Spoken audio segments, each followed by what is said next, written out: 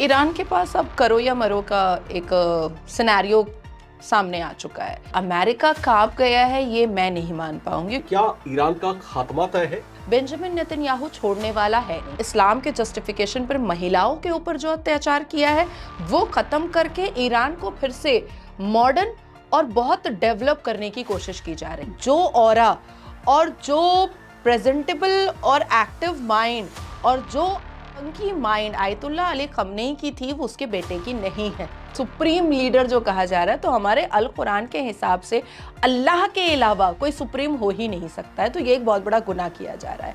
भारत में आप देखिए कि महमूद मदनी ने एक शब्द भी कहा, देखो साइलेंस। इमाम बुखारी ने एक शब्द भी कहा है, साइलेंट है।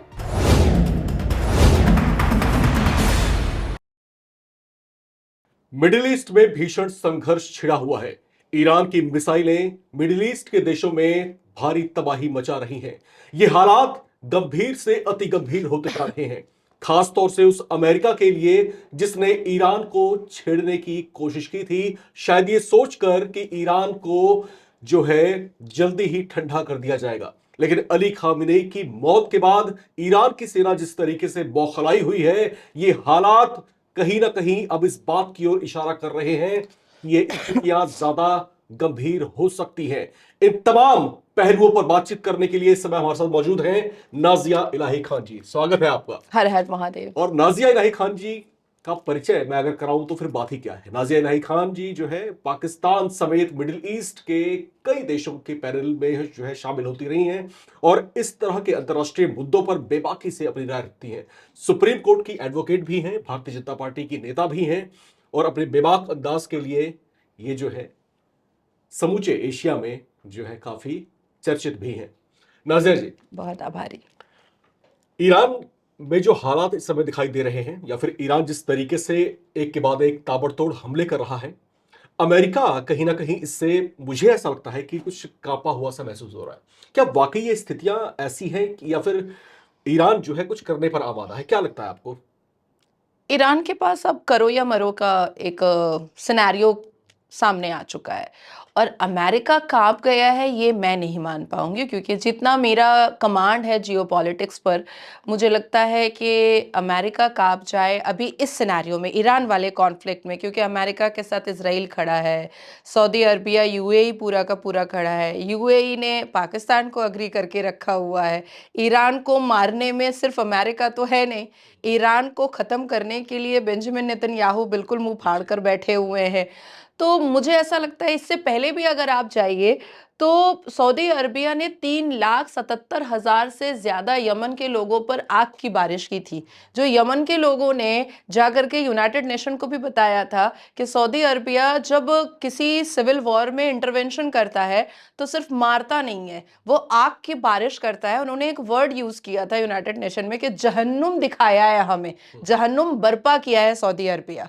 तो मुझे ऐसा लगता है कि जिस हिसाब से ईरान की मुखालफत में और ईरान के खिलाफ जितने लोग खड़े हो चुके हैं, ईरान को बर्बाद करना और ईरान को बिल्कुल से एक नई परिभाषा और एक नया कंट्री के हिसाब से उसको देखने के लिए सब तैयार है। लेकिन अब प्रॉब्लम यह है कि आयतुल्ला अली खमनेई के मरने के बाद अब ईरान के पास बचा क्या है? जो अभी मौजूदा सरकार है, बचा क्या है? या तो करना है या तो मरना है, ये तो उनको समझ में आ चुका है। ये बात भी आयतुल्ला अली खमनेई के बेटे को समझ में आ चुका है कि अगर अभी हम लोगों ने मुंह तोड़ जवाब नहीं दिया तो ये वो ईरान बनाएंगे जो 1971 से पहले था, ये वो ईरान बनाएंगे जो हमारे इस्लाम में जिसकी इजाजत अब नहीं है। आपने बात यहाँ पर छेड़ी है मुज्तबा खामनेई की। मुज्तबा जी। खामनेई जो है ईरान के नए सुप्रीम लीडर जो है अनाउंस कर दिए गए हैं और अब जो सिचुएशंस यहाँ पर दिखाई दे रही हैं ये बेहद जो है खतरनाक होती हुई दिखाई दे रहे हैं, ऐसा जो है ईरान के नेताओं का कहना है। ईरान के जो रक्षा प्रमुख हैं अली लारिजानी, उनकी तरफ से एक बड़ा स्टेटमेंट आया है। उन्होंने कहा है कि अमेरिका जो है हमको धमकी देने की कोशिश ना करे क्योंकि हम आर्या पार की स्थिति में हैं। दूसरी बात यहां पर यह है, मुझे जो चौंका रही है कि ईरान कहीं ना कहीं अब मुस्लिम देशों पर ये हमले कर रहा है, जैसे खाड़ी देशों में। तो ये हमले करके कहीं ना कहीं वो ये दिखाने की कोशिश कर रहा है कि मुस्लिम उम्माह जो है उसको धोखा देने का मतलब क्या हो सकता है। और जिस तरीके से अब सिचुएशंस दिख रही है, मैं बारी बारी दर्शकों को यहां पर गिरा दूं तो कुवैत में जो है यूएस एम्बेसी के नजदीक हुए हमलों के बाद यूएस एम्बेसी को खाली करा लिया गया है। इसके अलावा सऊदी अरबिया में यूएस एम्बेसी परिसर में धमाके हुए थे। इसके अलावा दुबई में जो है यूएस कॉन्सुलेट के परिसर में धमाके हुए थे। तो इस तरह के ताबड़तोड़ जो है स्ट्राइक्स ईरान की तरफ से देखने को मिल रही हैं। ये हालात वो हालात हैं जिसमें अमेरिका की जो शक्तिशाली टॉम हॉक क्रूजर मिसाइल्स जो हैं वो भी जो है काम नहीं आ पा रही हैं। अब ईरान जो है अब आपने जैसे कहा कि करो या मरो की स्थिति में है, आर या पार की लड़ाई लड़ रहा है। बिल्कुल बिल्कुल। तो ये लड़ाई असल में जा किस दिशा में रही है? क्या ईरान का खात्मा तय है कि या फिर ईरान अब दुनिया को दिखा देगा कि हमको जो है कमजोर समझने की भूल की थी, अब देखो हमने दिखा दिया है। आपको याद होगा कि अली खamenei के मरने से पहले मैं और आप ऑनलाइन जुड़े थे और मैंने आपसे कहा था कि अली खamenei की तो जान अब गई। ये प्रेडिक्शन मैंने किया था आपके साथ और 24 घंटे के अंदर ये हम लोगों ने देख लिया एक्सक्लूसिव न्यूज़ में कि भाई वो मर गया है। मैं एक और प्रेडिक्शन आपको कर रही हूँ कि ईरान का खात्मा कोई नहीं चाहता है, लेकिन ईरान में जो इस्लाम के जस्टिफिकेशन पर जो शिया कौम ने किया है, जो इस्लाम के जस्टिफिकेशन पर महिलाओं के ऊपर जो अत्याचार किया है, वो ख़त्म करके ईरान को फिर से मॉडर्न और बहुत डेवलप करने की कोशिश की जा रही है। अभी आपने बात किया आयतुल्लाह अली खamenei के बेटे के बारे में और वहाँ के रक्षा मंत्री और डिफेंस के बारे में आपने बात किया कि उन्होंने कहा है कि भाई हम तो करो और मरो के परिस्थिति में, जो मैंने पहले ही कह दिया। लेकिन बात यह है कि क्या सऊदी अरबिया से, इजराइल से और यूएस से लड़ना इतना आसान है? जाहिर सी बात है कि 4 लोग अगर आपको पकड़ करके आपका गला काटने की कोशिश करेंगे तो आप थोड़ा तो आप अपने आप को बचाने की कोशिश तो करेंगे ही, हाथ पैर तो मारेंगे। ईरान वही कर रहा है। दूसरी बात कि जो ऑरा और जो प्रेजेंटेबल और एक्टिव माइंड और जो आतंकी माइंड आयतुल्लाह अली खamenei की थी, वो उसके बेटे की नहीं है। गांधी का बेटा गांधी नहीं बन पाया, गांधी का बाप गांधी नहीं था। इंदिरा गांधी के परिवार वाले आज धूल चाट रहे हैं और मुसलमानों का तलवा चाट रहे हैं कि भाई हमें भी एक आइडेंटिफिकेशन भारत में दे दो। आप दूसरी कंट्री चले जाइए तो बैरक ओबामा के परिवार वाले कहाँ हैं? कोई पॉलिटिक्स में आए हैं क्या? जॉर्ज बुश के परिवार वाले कहाँ हैं? बिल क्लिंटन के परिवार वाले कहाँ हैं? आयतुल्लाह अली खamenei से पहले उसके परिवार वाले क्या थे? आतंकवादी संगठन चलाते थे। तो उसका बेटा वो ऑरा नहीं रखता है जो आयतुल्लाह अली खamenei रखता था। दूसरी बात आती है कि ये जो एक सिंपैथी वाला और सिंपैथी ग्रैब करने वाली जो बात आ रही है कि उम्मा वाले हमारे खिलाफ खड़े हो गए हैं, तो 71 फिरका जो मुसलमानों का है, 72 फिरका टोटल है, उसमें 71 फिरका कभी भी शिया मुसलमान को के लिए सिंपैथी रखता ही नहीं है, कभी नहीं रखता है। क्योंकि शिया मुसलमान वो मुसलमान है जिन्होंने पैगंबर मोहम्मद सल्लल्लाहु अलैहि वसल्लम के 2 नवासे इमाम हसन इमाम हुसैन का देता था। तो ये उम्माह का जो कॉन्सेप्ट आता है, ये उसमें शिया मुसलमान नहीं आता है, या मोमिन और मोमिनात का जो कॉन्सेप्ट आता है उसमें शिया मुसलमान इंक्लूड नहीं होता है, या अशरफुल मखलूक और मखलूकात का जो कॉन्सेप्ट होता है उसमें शिया मुसलमान नहीं आता है। जैसे देखिए 71 फिरका जो होता है उसको खलीफा से कोई लेना देना नहीं है और उसको इमाम बाड़े से कोई लेना देना नहीं है। हम में से कोई भी इमाम बाड़ा नहीं जाता है। हालांकि भारत में बहुत सारे इमाम बाड़े हैं, लेकिन हमारा क्या लेना देना है? हम तो नहीं जाते। मुहर्रम जब आता है तो इमाम बाड़े के बाहर आपको भीड़ दिखाई देती होगी, अदरवाइज नहीं दिखाई देती है। तो अभी इजराइल और फिलिस्तीन में मस्जिद अल अक्सा को लेकर के था, तो सारे मुसलमान एकत्रित हो भी रहे थे कि भाई मस्जिद अल अक्सा जो है वो पैगंबर मोहम्मद से अटैचमेंट है। लेकिन ईरान में जो इमाम बाड़े हैं उससे 71 फिरकों को क्या लेना देना है? तो ये उम्माह का कॉन्सेप्ट जो है और ये मुसलमान का जो एक सिंपैथी ग्रैब करने का जो एक स्टेटमेंट बार बार ईरान की तरफ से आ रहा है, वो वर्क नहीं करेगा। ना सऊदी अरबिया को करेगा, ना यूएस के मुसलमानों को करेगा, और ना ही भारत के मुसलमानों को करना चाहिए। आप देखिए कि भारत में कितनी छाती पीटी गई। बिल्कुल, अभी आपने बात छेड़ी यहाँ पर, क्योंकि अब मुस्लिम उम्माह की बात यहाँ पर उठी है। जी यहाँ पर 2 तरह की सिचुएशंस में देख रहा हूँ। जी। पहली जो है खाड़ी के वो मुस्लिम देश हैं इंक्लूडिंग सऊदी अरबिया जहां पर इस्लाम का उदय हुआ था, जी जहां से मोहम्मद पैगंबर साहब बिलोंग करते थे। जी। वो मुस्लिम कंट्रीज जो हैं इस समय ईरान के साथ जो भी कुछ घटनाक्रम घटित होते रहे उस पर लगभग साइलेंट बने हुए हैं। अब अली खामेनेई की मौत के बाद हमने देखा कि भारतीय मुसलमान जो है कहीं ना कहीं एक जिस तरीके से मातम होते हुए हम लोगों ने देखा, हाँ। बहुत सारी वीडियो सोशल मीडिया में भी हाँ। जो है सर्कुलेट हो रही थी। तो सऊदी अरबिया जैसे देश में जो है कोई चर्चा नहीं, कोई इस बात की जो है कोई जो है मलाल नहीं वहां पर। इस तरह से भारत के मुसलमानों को क्या मलाल है इससे? आप थोड़ा सा मुझे समझाएं, मतलब ये हो क्या रहा है? पहले मैं आपको एक चीज समझाऊंगी कि अल कुरान, क्योंकि कुरान मेरा भी वही है जो शियाओं का है, सिर्फ उनके रिसाइटेशन का, इबादत का जो तरीका होता है वो थोड़ा डिफरेंट होता है। जैसे 5 वक्त की नमाज जो हम लोग पढ़ते हैं वो अजान के बाद हम लोग पढ़ते हैं और 5 बार में पढ़ा जाता है। लेकिन शिया क्या है कि एक बार सुबह में बैठते हैं और वो 5 वक्त की नमाज पढ़ लेते हैं। तो सुपीरियर जो कहा जा रहा है कि सुपीरियर लीडर, मतलब वो धर्म गुरु जो सुप्रीम लीडर सुप्रीम लीडर जो कहा जा रहा है, तो हमारे अल कुरान के हिसाब से अल्लाह के अलावा कोई सुप्रीम हो ही नहीं सकता है। तो ये एक बहुत बड़ा गुनाह किया जा रहा है। अब वो चाहे कोई भी कर रहा है, अगर शिया समुदाय कर रहा है तो ये फिर वही गलती कर रहा है जो इन्होंने इमाम हसन हुसैन का गला काट करके किया था 680 सीई में। 10 मुहर्रम का दिन था, सेम वही गलती की जा रही है। दूसरी चीज, मैं कल बैठी हुई थी स्वीडन के एक चैनल पर, तो वहां पर रिसर्च में मैंने देखा और न्यूज में देखा कि कुवैत में 5 मुसलमानों ने जो जो पाकिस्तान से बिलोंग करते थे, उन्होंने अली खamenei के लिए छाती पीटा था। कुवैत के जितने भी पुलिस ऑफिसर थे उन्होंने जो लठ बरसाई है कि तुम यहां नहीं कर सकते हो ये सारी चीजें। उसके बाद पर पाकिस्तान के कुछ भिखारियों ने आबू धाबी में छाती पीटा था अली खamenei के लिए। जेल में है, अभी जेल में है, और कोई इंफॉर्मेशन देने को तैयार नहीं, कह रहे मीडिया में आएगा उससे देख देख लेना। अब आते हैं भारत पर। भारत में आप देखिए कि महमूद मदनी ने एक शब्द भी कहा, नहीं, कोई बिल्कुल साइलेंस वहां से। इमाम बुखारी ने एक शब्द भी कहा है, साइलेंट है। असदुद्दीन अवैसी कह रहा है, थोड़ा बहुत वो कह रहा है कि रमजान के मुबारक महीने में मोदी जी को चाहिए कि वो वॉर को रुकवा दे, क्योंकि खamenei के लिए वो सिंपैथी नहीं छलकी उनकी बातों में। हाँ, वो सिंपैथी नहीं है जो जो सिंपैथी दिखाई देती है। तो इसका मतलब है कि जो मैं बता रही हूं वो बिल्कुल फैक्ट है कि भारत में जो मुसलमान छाती पीट रहे हैं, एक कि वो शिया कौम से आते हैं इसलिए वो छाती पीट रहे हैं। और देखिए शिया कौम की बहुत बड़ी मेजॉरिटी जो है वो लखनऊ में बिल्कुल है, और पश्चिम बंगाल में भी बहुत है।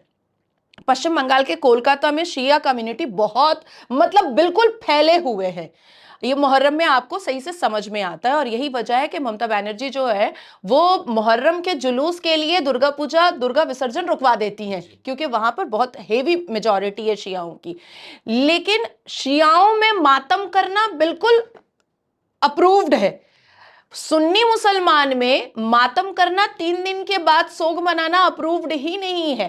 पैगंबर मोहम्मद सल्लल्लाहु अलैहि वसल्लम ने कहा है, वजाहत की है अल कुरान में, और अल्लाह सुबान ने वजाहत किया है कि अगर आपके अब्बा की भी इंतकाल हो जाए तो भी आप 3 दिन से ज्यादा मातम नहीं या कॉन्डोलेंस नहीं कर सकते हैं, अब आप अपने काम में लग जाएंगे। लेकिन ये जो भारत में कुछ एक्सट्रीम दिखाई दे रहा है, जो मुस्लिम कंट्रीज में नहीं दिखाई दे रहा है, जो ईरान की बहू बेटियां नाच रही हैं, जश्न मना रही हैं, लेकिन भारत की बहू बेटियां कह रही हैं कि हम मेरा खamenei जो कर रही हैं, ये बेसिकली पॉलिटिकल स्ट्रेटजी है। जी बिल्कुल। और ईरान में जो है दो तरह की स्थितियां हैं, दो तरह के ग्रुप ऑफ पीपल्स वहां पर मैं देख पा रहा हूं।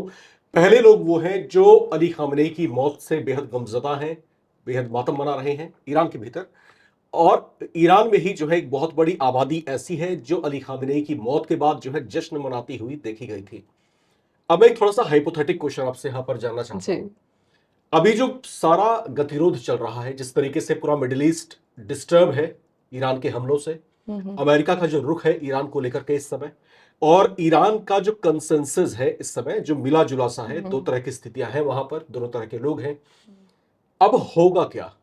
अल्टीमेटली क्या होने वाला है? देखिए, इजराइल सर्वाइवर है, मैं फिर कह रही हूँ कि इजराइल सर्वाइवर है, और आज से नहीं, प्रॉफिट मूसा के ज़माने से सर्वाइवर है। आप जब कुरान पढ़ेंगे तो प्रॉफिट पैगंबर मूसा ने इजरायलियों को मजबूर किया था गाय काटने के लिए और गाय खाने के लिए। उसके बाद पैगंबर मोहम्मद सल्लल्लाहु अलैहि वसल्लम की जब इस्लामिक प्रीच चलती थी, जब वो इस्लाम का प्रचार करते थे, तो वो महिलाएं दिया करते थे यहूदियों को कि लालच दे करके कि तुम इस्लाम कबूल कर लो। तो वहां से, उस वक्त से यहूदी जो है वो अपने अस्तित्व को बचाते हुए चले आ रहे हैं।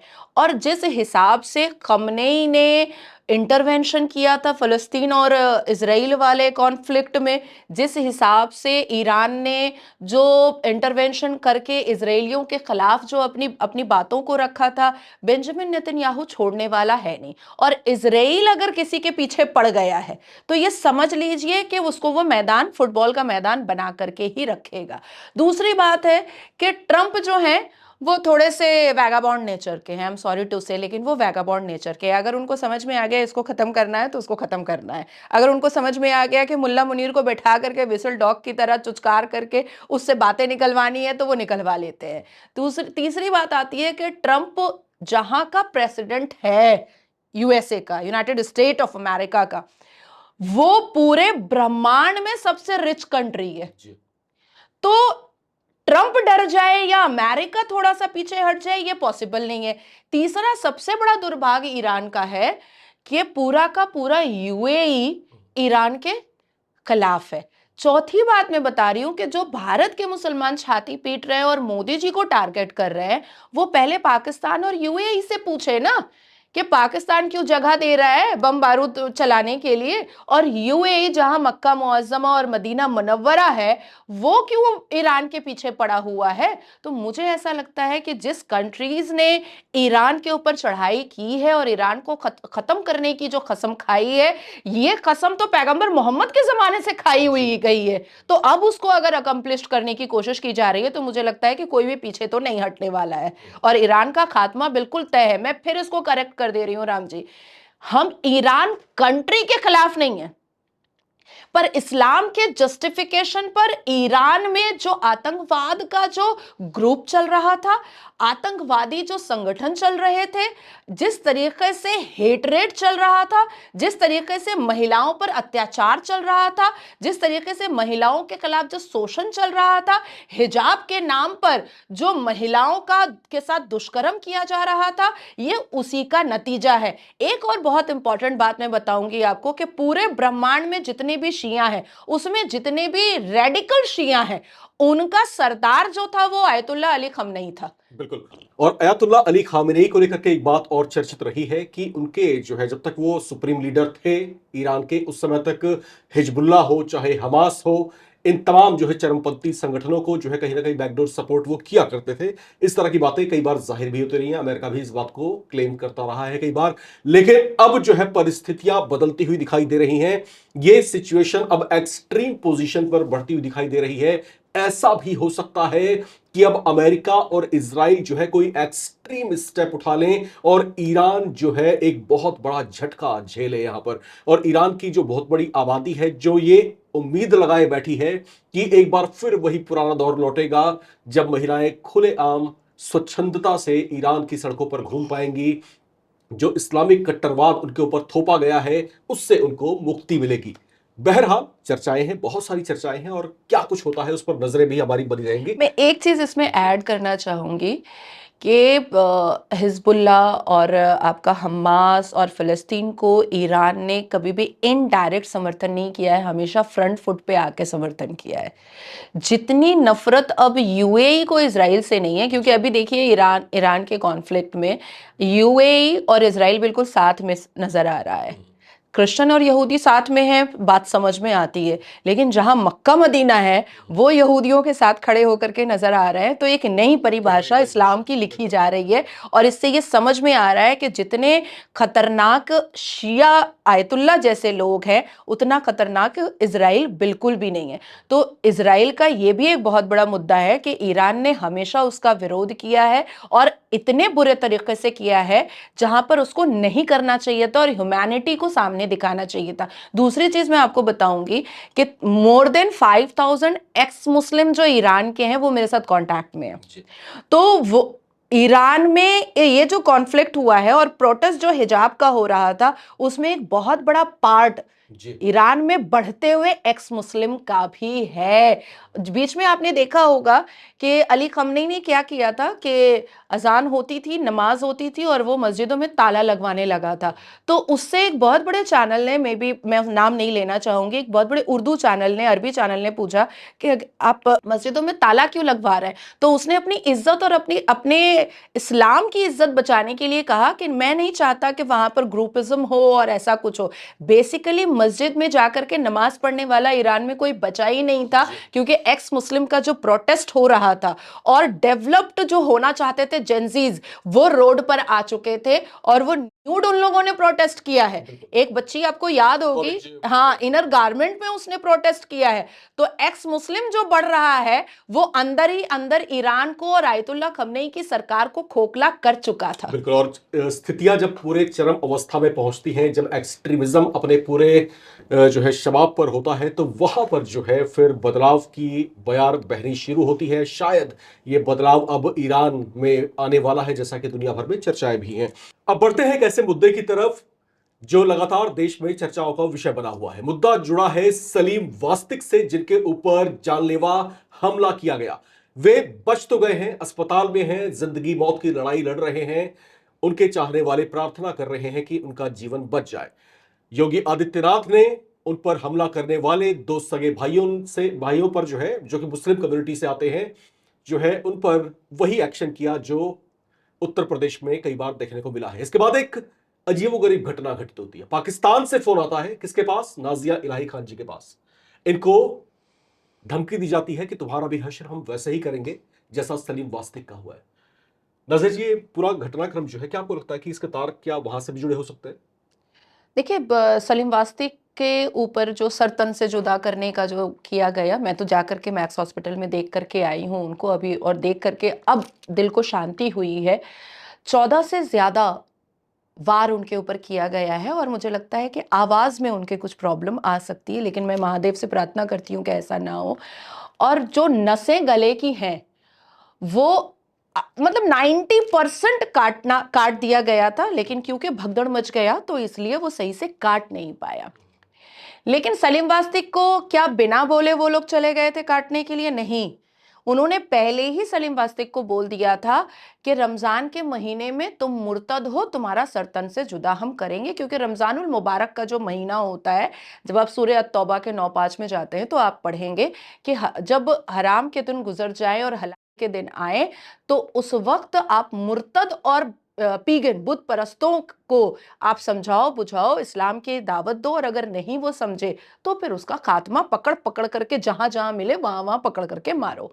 तो ये चीज रमजान मुबारक के महीने में होता है।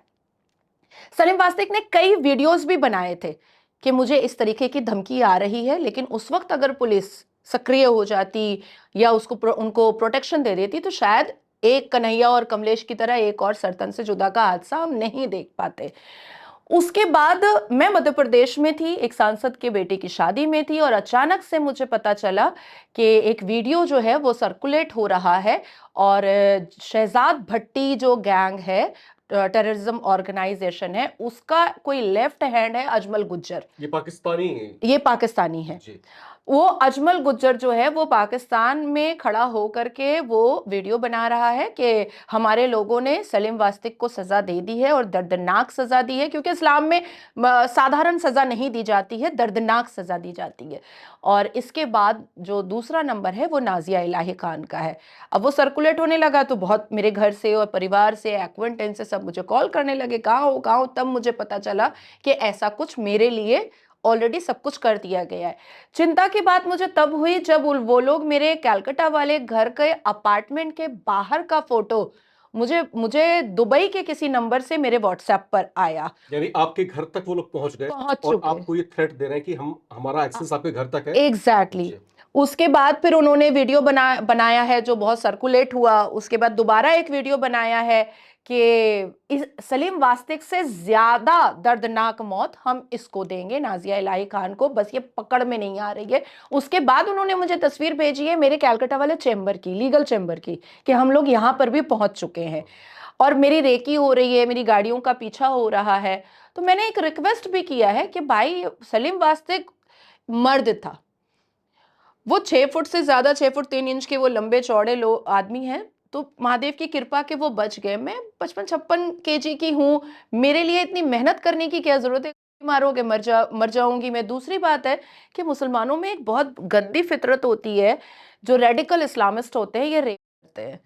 तो मैं गाज़ियाबाद डीएसपी से मिली भी हूँ, और लेकिन बहुत बहुत डिटेल में बात नहीं हुई है, लेकिन जी। एक कंप्लेन लेटर जो है वो मैंने दिया भी है, अमित शाह जी को दिया है, लेकिन अमित शाह जी के पास से कोई अप्रोप्रिएट रिप्लाई ना आने की वजह से मैंने बेंजामिन नेतन्याहू जी को, क्योंकि मेरा कनेक्शन यहूदी कम्युनिटी से भी है, तो मैंने बेंजामिन नेतन्याहू जी को मैंने एक ग्रीवियांस लेटर दिया है, और मैंने बहुत एंग्विशली लिखा है कि अब आप मेरी प्रोटेक्शन करें, और जहां से मुझे काफी पॉजिटिव रिप्लाई भी आया है इजराइल से।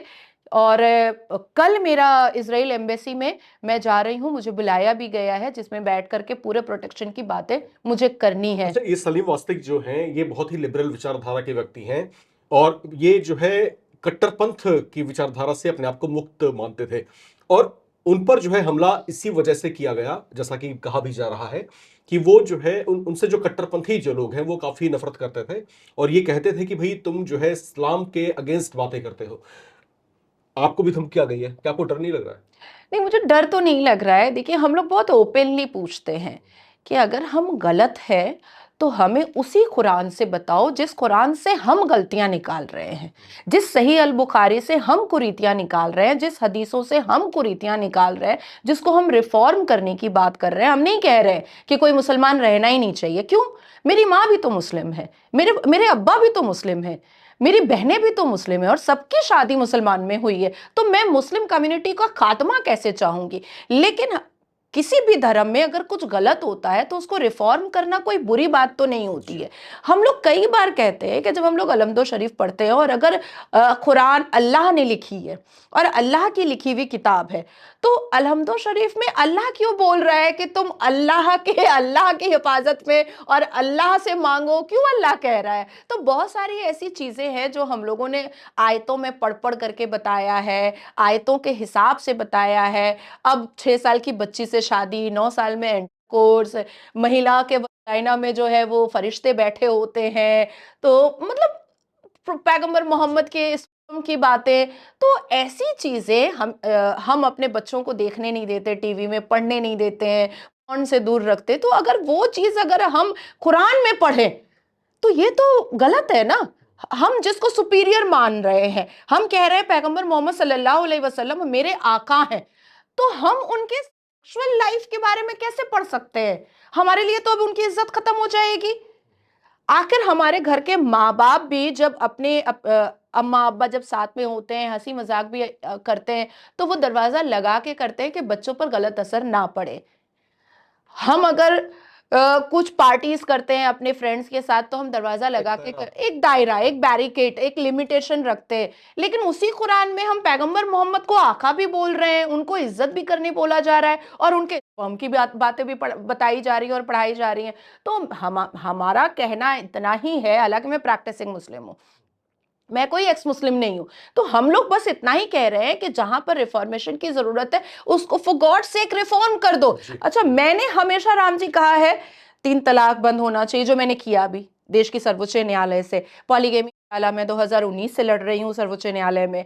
उसके बाद मैंने एडुकेशन को लेकर के कलकत्ता हाई कोर्ट में पीआईएल डाला कि जब तक मुस्लिम बेटी क्लास हायर सेकेंडरी ना कर ले, कोई मुल्ला निकाह नहीं करा सकता है। नहीं तो उसके ऊपर एक सेक्शन, एक लॉ बनाया जाए कि तुमने निकाह कराया बिना पूछे तो तुमको अब कस्टडी हो जाएगी। तो मैंने तो एजुकेशन के बारे में बात किया है। मैंने कहा मदरसे में पढ़ के क्या करोगे? अब सरकार का काम मुल्ला बनाना तो नहीं है, सरकार का काम आतंकवादी बनाना तो नहीं है, सरकार का काम जिहादी बनाना तो नहीं है, सरकार का काम जो है वो टेरर बनाना तो नहीं है, सरकार का काम तो नहीं है कि भाई तुम हिंदुओं से नफरत करने वाला मुसलमान बनाओ, हाफिज कुरान बनाना सरकार का काम तो नहीं है। तो उस मदरसे में 3,400 करोड़ की फंडिंग करने से अच्छा है कि सारे मदरसों को तोड़ करके उसको एकेडमिक क्वालिफिकेशन में चेंज करो, उसको टेक्नोलॉजी में चेंज करो, ताकि हमारे मुसलमान बच्चे पढ़ करके अच्छे बने। अब देखिए, कुरान पढ़ करके जो लाल किला पर बम मारा था, जिसको ओआरएस देना था, वो आरडीएक्स दिया है देश को।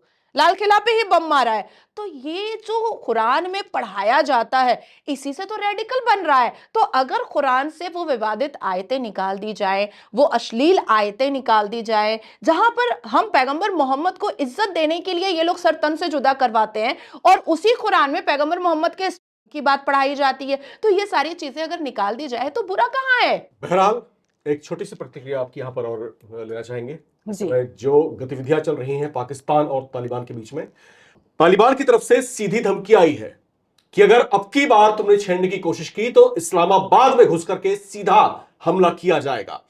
इसके बाद जो है एक ड्रामेटिक सिचुएशन क्रिएट होती है। ख्वाजा आसिफ की तरफ से एक स्टेटमेंट आता है, जो रक्षा मंत्री है पाकिस्तान के। उन्होंने कहा कि इसके पीछे भारत का हाथ है। भारत जो है तालिबान के पीछे खड़ा होकर के पाकिस्तान से प्रॉक्सी वॉर लड़ रहा है। आप कहते हैं कि आपकी सेना स्थापित सेना है, तालिबान तो ये नहीं कहती है, लेकिन आपकी सेना की पिटाई हो जाती है उससे।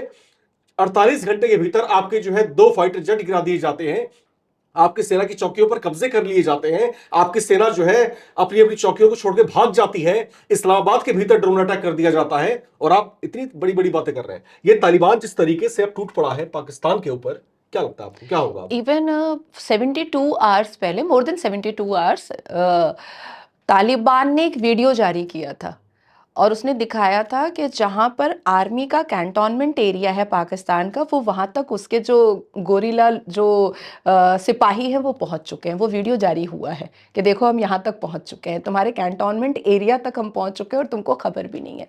देखिए राम जी, मुझे ऐसा लगता है कर्मा इज बूमेरैंग। अब कुरान पढ़ने वाले तो कर्मा पर बिलीव नहीं करते हैं, लेकिन हम लोग जिस सनातनी सभ्यता में पले बड़े हैं, हम लोग कर्मा पे बहुत बिलीव करते हैं, बहुत ज़्यादा। जिस हिसाब से तालिबान को अफगान के ज़माने से, जब वो अफगानिस्तान था और आज भी उसको बोला जाता है, जो अत्याचार पाकिस्तान ने किया है, उनके बच्चों की ऑर्गन ट्रैफिकिंग जो की है, उनके महिलाओं के साथ जो दुष्कर्म किया है, और 2024 और 25 में पाकिस्तान से खदेड़ खदेड़ करके इन्होंने तालिबान और अफगानियों को बाहर निकाला, छोटे छोटे बच्चों को रस्सी से बांध बांध करके मारा है, महिलाओं के का की आबरू लूटी है, उसकी संपत्ति ली है, और उसको बॉर्डर के बाहर कर दिया है कि जाओ तुम वहां रहो। तो ये तालिबान को मंजूर भी नहीं और एक्सेप्टेबल भी नहीं। देखिए, भारत में किसी महिला का हो जाता है तो अब क्योंकि मोदी की सरकार है तो हम लोग पहलगाम के अटैक पर बोल दिए कि देखो मोदी है, लेकिन इससे पहले निर्भया कितना जमाना लग गया, इससे पहले कितना ही पाकिस्तान ने यहाँ पर आकर के बम गोली बारूद किया, लेकिन जमाना लग गया, कोई सरकार कुछ चू नहीं करती थी। तो तालिबान ने ये बताया कि देखो वो कांग्रेस की सरकार भारत में थी, तुमने जो करना था तुमने कर लिया, लेकिन ये तालिबान है, तुम मेरी बहू बेटियों को छुओगे हम तुमको उड़ा के साफ कर देंगे। दूसरी बात आ रही है कि पाकिस्तान की ताकत ही नहीं है तालिबान से लड़ने की, क्योंकि तालिबान जितनी जल्दी डेवलप हुआ है, जितनी जल्दी स्ट्रांग हुआ है, जितनी जल्दी उसके डिफेंस पावर जो है वो इतने हाई हो चुके हैं कि पाकिस्तान की ताकत नहीं है। अच्छा, पाकिस्तान का आप देखिए, ट्रंप तो अब छोड़ ही दिया है, लावारिस कर दिया है। बीच में देखा था कि ट्रंप से बहुत अच्छा चल रहा था, उसके बाद फिर चाइना जो है वो भी पाकिस्तान से धीरे धीरे धीरे धीरे हट रहा है, साइड हो रहा है। अब देखिए, जो इतना बड़ा इस्लामिक कंट्री बनाया जिन्ना ने, कायदे आजम ने, वो चाइना से पैसा लेने के लिए, चाइना जो मुसलमानों के साथ करता है चाइना में, उसके खिलाफ वो कभी नहीं बोला, क्योंकि बाप बड़ा ना भैया, पाकिस्तान के लिए सबसे बड़ा रुपया। तो मुझे ऐसा लग रहा है कि फंडिंग का प्रॉब्लम है। दूसरा, मुल्ला मुनीर जो है वो तो मरियम नवाज के पीछे प्रेम में पागल है। तीसरा, ये जो उनके जो ख्वाजा आसिफ, ये तो आप समझ लीजिए सिर्फ एक शोकेस है। जैसे हम अपने घर में खूबसूरत चीजें जो हम सजाते हैं, वैसे ही वो सिर्फ शोकेस है, इसके अलावा उसका कोई वैल्यू नहीं है, और उसको कोई जियोपॉलिटिकल, उसको कोई नॉलेज नहीं है, उसको किसी भी तरीके का कुछ भी नहीं पता है। तो जो लोग मदरसा छाप है, जो लोग सिर्फ कुरान की तालीम पर वो सोच रहे हैं कि वो जियोपॉलिटिकल सबसे लड़ लेंगे, ये पॉसिबल नहीं है। तालिबान बहुत हाई प्रोफाइल हो चुका है, और मुझे ऐसा लगता है कि अगर तालिबान का साथ इजराइल ने दे दिया, अनफॉर्चुनेट और फॉर्चुनेट, अगर इजराइल ने साथ दे दिया, तो मुझे ऐसा लगता है कि इसी रमजान के मुबारक महीने में हम लोग पाकिस्तान को कब्रिस्तान होता हुआ देख लेंगे। चलते चलते एक सवाल और अंतिम आपसे, यहाँ पर जो सिचुएशंस अब बनती हुई दिखाई दे रही हैं, ये जो गतिरोध शुरू हुआ था तालिबान के साथ में, जब झड़पें नहीं हुई थी पाकिस्तान की, उससे पहले पाकिस्तानी सेना के एक प्रवक्ता का बयान आया था कि भारत ने अगर दोबारा से ऑपरेशन सिंदूर जैसे किसी ऑपरेशन का प्लान किया तो आपको जल में, थल में और नभ में जो है, तीनों जगहों पर आपको जो है हम देख लेंगे। इस तरह की धमकी भारत को उनकी तरफ से दी गई थी। तालिबान के साथ में इनका युद्ध जब शुरू होता है, अच्छा ये धमकी किसको दी गई? दुनिया की चौथी सबसे बड़ी आर्मी को ये धमकी दी गई। हाँ तालिबान जो है दुनिया की ताकतों में कहीं पर एग्जिस्ट नहीं करता है, उसकी सेना भी उस तरीके से डेवलप्ड और स्थापित सेना नहीं है। आपको 48 घंटे के भीतर जिस तरीके से छठी का दूध याद दिला दिया और आप बोल रहे हैं कि भारत जैसी ताकत को हम देख लेंगे। ये पाकिस्तानी जो आर्मी जो है, इसका माइंडसेट क्या है? ये किस ख्वाब में जीते हैं? देखिए, ये जज्बा कौम है। और जो लोग इस तरीके के हैलुसिनेशन में रहते हैं कि जन्नत में 72 वर्जिन हूरें होती हैं और जन्नत में नहरें और चश्मे होते हैं, अब आप सोचिए कि जो इस हैलुसिनेशन में रहते हैं, इस सपने में रहते हैं, उनको ऐसा लगता है कि वो जब हारने लगेंगे या वो जब भूख मरेंगे या वो जब बहुत परेशान हो जाएंगे तो अल्लाह का कोई करिश्मा आएगा और उनको बचा लेगा। आपको याद है ख्वाजा आसिफ ने तो ऑपरेशन सिंदूर के वक्त में क्या कहा था? जब हमारी सेना खत्म हो जाएगी तो मदरसे के बच्चे आ जाएंगे और वो हमारी सेना बन जाएंगे। आपको याद होगा, वो टिकटॉक की बातें बोलता है इंटरनेशनल मीडिया में जाके टिकटॉक की बात, एंड आई वाज देयर। तो आप सोचो कि जो लोग अल्लाह के करिश्मे का इंतज़ार करते हैं, मनसलवे का इंतज़ार करते हैं, अल्लाह के कैरिज्मेटिक ऑरा का इंतज़ार करते हैं, वो कभी अपने बलबूते नहीं लड़ सकते हैं, वो हैलुसिनेशन में जी रहे हैं। दूसरी बात, ख्वाजा आसिफ ने बार बार भारत को स्ट्रांग कहीं ना कहीं तो बताया है। जैसे वो कह रहा है कि भारत ही अफगान को बैकिंग सपोर्ट कर रहा है, प्रॉक्सी जो है वो ये कर रहा है, जंग लड़ रहा है। तो मुझे ऐसा लगता है कि जब तुम लोगों को पता चल चुका है कि हम बलोच को हेल्प कर सकते हैं, हम इज़राइल को हेल्प कर सकते हैं, हम यूएई को हेल्प कर सकते हैं, हम तालिबान को हेल्प कर सकते हैं, तो लड़ते क्यों हो भैया? और अपने कट्टरों को भेजते क्यों हो पहलगाम करवाने के लिए? डायरेक्ट और इनडायरेक्ट तुम खुद बैठ करके अपने संसद में, अपने पार्लियामेंट में बात करते हो कि जितना जीडीपी पूरे पाकिस्तान का नहीं है, उससे ज्यादा जीडीपी का जो ग्राफ है वो एक उत्तर प्रदेश योगी की सरकार का है। तुम लोग खुद बैठ करके बात करते हो, तो उसके बाद फिर लड़ने की ताकत और हिम्मत होती कैसे है? लेकिन ये होती कैसे है ये समझना बहुत जरूरी है, क्योंकि इस्लाम इनको हमेशा कहता है बुत परस्तों के खिलाफ लड़ना है। लेकिन अब अभी मुझे ये पूरे रमजान में मुझे एक चीज बहुत अच्छा लगा है, उम्मा हुम्मा से लड़ रहे हैं, फी सबीलिल्लाह वाले फी सबीलिल्लाह से लड़ रहे हैं, और एक बार फिर वही जंगे बदर और जंगे करबला दिखाई दे रहा है। अफगान मार रहा है पाकिस्तान को, यूएई मार रहा है ईरान को। तो ये देख करके समझ में आ रहा है कि जब ये अपनों के नहीं हो सकते तो ये सनातनियों के कैसे हो जाएंगे। बिल्कुल, और ये जो पूरी स्थितियां हैं कहीं ना कहीं ये साफ करती हुई दिखाई दे रही हैं, और शायद पाकिस्तान ये मानने को भी तैयार नहीं है कि वो दौर चला गया जब हिंदुस्तान पर आप इस तरह से आंखें उठा दिया करते थे, आप जो है बॉर्डर क्रॉस करके हमले कर दिया करते थे और भारत की तरफ से सिर्फ एक कथित धमकियां आया करती थी, मौखिक धमकियां आया करती थी और भारत चुपचाप सहन कर लिया करता था। 2014 के बाद से हालात बदल चुके हैं। भारत का जो एम्बलम है जिसमें 4 सिंह हैं, जिनका मुंह जो है 2014 तक बंद था, उसके बाद उस एम्बलम को अगर आप देखेंगे तो उसमें सिंह का मुंह खुल चुका है। यह साफ संकेत है कि अगर हमारे साथ शांति से पेश आओगे तो हमारे मित्र रहोगे, हमसे उलझने की कोशिश की तो हम आपको सबक सिखाना भी जानते हैं। कहीं ना कहीं पाकिस्तान को इस बात का एहसास हो चला है, और भारत जिस गति में, जिस वेग के साथ आगे बढ़ रहा है, शायद पाकिस्तानी जो नफरती लोग हैं वो इस चीज को बर्दाश्त नहीं कर पा रहे। करना भी नहीं चाहिए, ये दूरियां, ये फासले बने रहने चाहिए। नाज़िया इलाही खान जी तमाम मसलों पर, तमाम मुद्दे पर खुल करके हमसे बात कर रही थी। आप हमारे साथ जुड़ी, आपका बहुत बहुत शुक्रिया। हर हर महादेव। आप दर्शक जो इस समय हमारे साथ जुड़े हुए हैं, आप इन तमाम मुद्दों पर अपनी राय रख सकते हैं, कमेंट बॉक्स में लिख करके जरूर शेयर करें और देखते रहें नवभारत टाइम्स। नमस्कार।